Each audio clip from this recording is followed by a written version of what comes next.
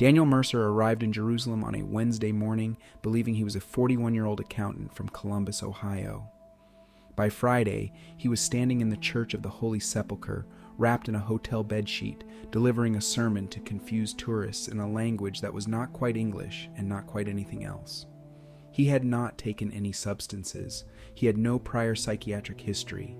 He had slept, eaten, and navigated the airport like any other traveler. But somewhere between the taxi ride through the Jaffa Gate and his first glimpse of the ancient limestone walls, something fundamental in Daniel's mind began to shift.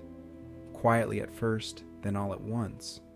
When Israeli police found him at dawn on the third day, he was barefoot on the Via Dolorosa, convinced that he had a message that could not wait, and that he was the only one qualified to deliver it.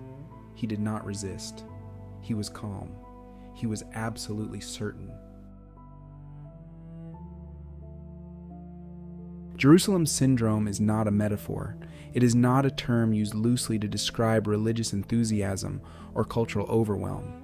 It is a clinically recognized acute psychotic phenomenon, first formally described by Israeli psychiatrists Yair Bar-El and Eliezer Witztum in the 1990s, though physicians working at the Far Shaul Mental Health Center had been observing and treating its presentations for decades prior.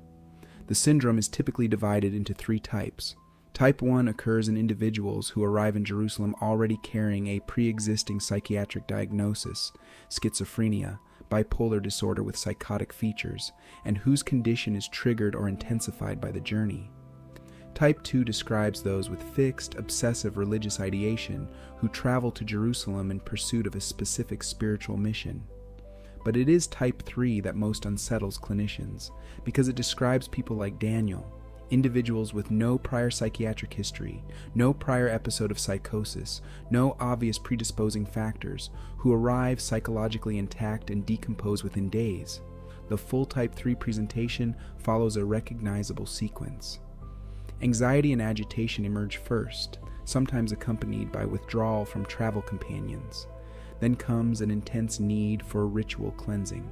The patient becomes preoccupied with purity. They may discard their clothing in favor of improvised robes. Then comes the proclamation, a declaration of divine identity or sacred mission, delivered with a conviction that is total and unshakable. In most cases, the episode resolves within 5 to 7 days when the patient is removed from Jerusalem. The recovery is often so complete that patients report little memory of what they believed or said. Approximately 40 to 50 tourists per year require psychiatric intervention of this kind. The majority are Christian, though cases involving Jewish and Muslim visitors have been documented. What draws them all, clinicians suspect, is not just the place, but what the place means to them and how long it has meant it. Daniel had been thinking about Jerusalem for 30 years. He grew up in a mid-sized evangelical household in central Ohio, the second of 3 children. His mother kept a framed print of the Garden of Gethsemane above the kitchen table. His father taught Sunday school for 22 years. Daniel was baptized at 8, memorized scripture competitively through adolescence, and won a regional Bible knowledge tournament at 14. By his own account, he was not a zealot. He was simply someone for whom faith was the background noise of everything, constant and unexamined, like weather. In his 20s, he drifted. College, then a graduate certificate in accounting, then a job at a mid-sized firm in Columbus. He married a woman named Karen at 29. They had 2 daughters. He coached youth soccer. He volunteered at a food pantry twice a year. He attended church most Sundays, but not every Sunday. His faith did not disappear. It settled, the way things do in ordinary adult lives, into routine and background. But Jerusalem remained. It appeared in his dreams with enough regularity that he mentioned it to Karen once, casually, over dinner. He described it as a kind of low hum, a place he had always intended to go without quite knowing why the intention felt so weighted. When his firm announced a conference in Tel Aviv in the spring, he extended the trip by 3 days without thinking twice. It felt less like a decision, and more like a conclusion to something that had been in progress for a very long time. He packed light. He kissed his daughters goodbye. He told Karen he'd bring her back olive oil from the market. He boarded the plane in good health, moderate excitement, and absolutely no forewarning of what was coming. The conference in Tel Aviv lasted 2 days. Colleagues remembered Daniel as engaged, professional himself. He gave a short presentation on Thursday afternoon. He had dinner with co-workers that evening and ordered wine. Nothing was unusual. He took a bus to Jerusalem on Friday morning. His own account of the first hours, recorded later by his treatment team, describes an experience of almost unbearable intensity. The light, he said, was different from any light he had ever seen. Not brighter exactly, but deeper, as though it had weight. The smell of the stone, the density of the crowds, the sound of prayer in 3 languages from 3 directions at once. He described feeling as though the city were pressing against him from the inside, which he understood, even as it was happening, was not a normal thing to feel. He checked into his hotel, a small guest house near the Christian quarter, and sat on the edge of the bed for what he estimated was 2 hours. He did not unpack. He did not turn on the television. He sat and felt, in his words, like something was being decided about him. That evening he went to the western wall. He placed a folded piece of paper in the stones, a prayer he had written on the bus, which he later could not remember. What he did remember was the moment of contact between his fingers and the ancient limestone, and the sensation, sudden, overwhelming, physical, that he had touched something that recognized him. He walked back to his hotel. He did not sleep. By Saturday morning, the diary entries his treatment team later reviewed had shifted in tone. They became present tense and declarative. Short sentences, capital letters used in ways that had no grammatical logic. He had stopped being a man visiting a city. He had become, in the architecture of his own mind, something much larger than himself. Saturday passed in fragments that were later reconstructed from hotel staff reports, security footage, and the recollections of other tourists. Daniel was seen early that morning removing the pillowcases from his hotel bed and fashioning them into a garment. A housekeeper knocked on his door and he answered it calmly, explained that his clothes were no longer appropriate, and asked if there was anything cleaner available. When she declined, he thanked her and closed the door. He appeared in the hotel lobby around 9 a.m, wearing the improvised white linen. He was not agitated. He was not shouting. He told the front desk attendant pleasantly that he needed to begin and that he apologized for any inconvenience. The attendant, uncertain what to make of him but finding him non-threatening, let him leave. At the Church of the Holy Sepulchre, he began to speak, not to any specific person at first, just into the air of the church, addressing its acoustics. Other visitors gave him space. Some filmed him.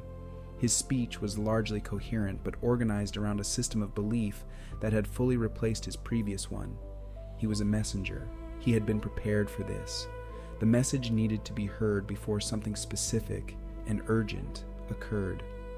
By Sunday evening, he had not eaten in roughly 36 hours. A British couple who had encountered him twice reported him to local authorities, describing him as distressed and confused, though, notably, they also said he seemed peaceful, serene even, in a way that they found more unnerving than aggression would have been. Israeli police located him before dawn on Monday, on the Via Dolorosa, still in the improvised linen, still speaking. When an officer gently took his arm, Daniel did not resist. He simply said, in English, that he understood and that he hoped there would be time. He was transported to the Kfar Shaul Mental Health Center, where a physician completed an initial assessment within hours of his arrival. What happened to Daniel inside the Church of the Holy Sepulchre, and in the hours and days that preceded it, can be partially understood through several overlapping psychological frameworks. The first is the concept of identity overload. Jerusalem is one of the most symbolically saturated environments on earth. For someone like Daniel, who had spent 30 years accumulating deeply personal meaning around this specific place, its history, its scripture, its images, arriving there physically is not simply a sensory experience. It is a collision between the imagined and the real, at a scale that the ordinary self may not be equipped to absorb. When the gap between what a place means and what a place is becomes too narrow too quickly, the psyche may reach for a larger frame to hold the experience, a frame in which the visitor is not a tourist, but a participant. The second framework concerns a role of sleep deprivation and disrupted physiological rhythm. Daniel had crossed multiple time zones, experienced significant emotional arousal on arrival, and likely slept poorly from his first night in the city. Sleep deprivation alone can induce perceptual distortions and grandiosity in neurotypical individuals. Combined with the psychological pressure of the environment, it becomes a significant vulnerability. The third and perhaps most compelling framework is the idea of pre-existing psychological architecture. Researchers have noted that type 3 Jerusalem syndrome patients tend to share certain characteristics: intense but largely private religious conviction, a lifelong attachment to Jerusalem as a concept, and what one researcher described as a self that was never quite large enough to contain the faith built around it. Jerusalem does not create the delusion from nothing. It catalyzes something that was already under pressure. In Daniel's case, the beliefs he expressed during his episode were not random. They were drawn directly from the scripture he had memorized as a child, reorganized, amplified, and redirected at himself. The city had not given him a new mind. It had unlocked a very old one. At Farshal, Daniel was sedated, rehydrated, and monitored. He was assigned to a physician who had treated more than a dozen similar presentations over 2 decades. Within 24 hours of admission, the acute phase had begun to recede. Within 4 days, Daniel was eating normally, sleeping, and able to answer questions about his personal history with full accuracy. What he could not easily access was the content of the episode itself. He remembered the bus from Tel Aviv. He remembered the light. He remembered a feeling, immense, annihilating, that he struggled to describe without the language of the delusion he no longer held. When his treatment team showed him the diary entries from Saturday morning, he read them quietly and then set them down. He did not deny that he had written them. He did not explain them. He sat for a long moment and said only that he did not know how to account for who that person had been. Karen flew to Tel Aviv on the 5th day. She described arriving at the hospital and finding her husband sitting in a chair in a sunlit room, looking exhausted and bewildered and entirely like himself. He apologized to her. She told him there was nothing to apologize for. Neither of them was entirely sure that was true. He returned to Columbus 3 weeks after his initial arrival in Israel. He resumed work gradually over the following month. He continued attending church, though less consistently than before. He did not discuss the episode publicly. In a follow-up interview conducted months later as part of his ongoing outpatient care, he was asked whether he had any desire to return to Jerusalem. He thought about the question for a long time. Then he said no, but that the no felt like a loss, which was the part he could not quite resolve. Jerusalem syndrome asks something quietly devastating about the nature of belief. Not whether it is true or false, that is a question for other disciplines. It asks instead, what happens to a self that has been organized around something vast and sacred when it finally comes face to face with the physical object of its devotion? For most people, nothing happens.